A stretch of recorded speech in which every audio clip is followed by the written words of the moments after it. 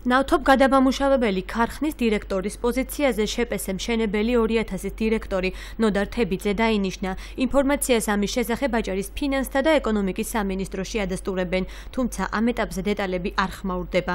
ჯერ კიდევ მოქმედი დირექტორი ლევან ჯინჭარაძე კი ამბობს, რომ გათავისუფლების შესახებ ცნობა და სხვა პოზიციაზე გადაყვანის შეთავაზება არ მიუღია. დირექტორი ირწმუნება, რომ ალტერნატიულ სამსახურს არასოდეს დათანხმდება და ქარხნის გაკოტრების საშუალებას არავის მისცემს. თავისუფლების შესახებ ბრძანება არ მოსულა და მაინტერესებს თუ რა საფუძველი და რა მიზეზი იქნება, რომელიც ბუნებაში არ არსებობს ჩემი განთავისუფლების მიზეზი.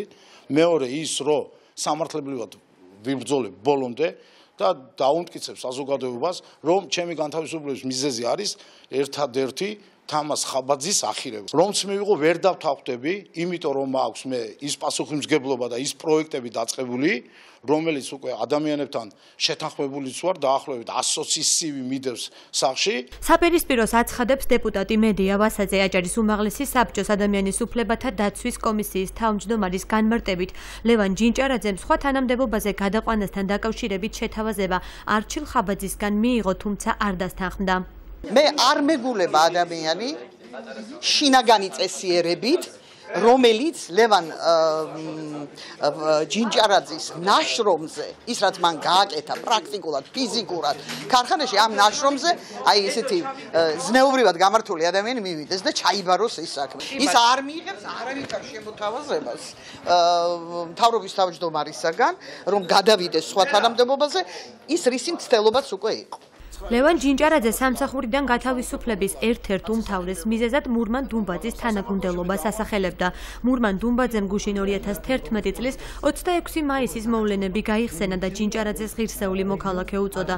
ვიცე-სპიკერის თქმით, სახელმწიფო ვალდებულია მას ღირსეულად მოექცეს. როცა ლევან ჯინჭარაძეს ახსენებენ, მე მაგონდება მხოლოდ და მხოლოდ 2011 წლის 25-26 მაისის მიჯნა. ღამე დილის პირველი სოცუთი, როცა ყველაზე უფრო დამტვრეულ მდგომარეობაში ფაქტურად სისხლისაგან დაცული ლევან ჯინჭარაძე მერე ციხიდან როცა გამოვედი ვნახე, ეს მაგონდება მე. ლევან ჯინჭარაძე არის ღირსეული მოქალაქე და სახელმწიფო ვალდებულია მას მოექცეს ღირსეულად.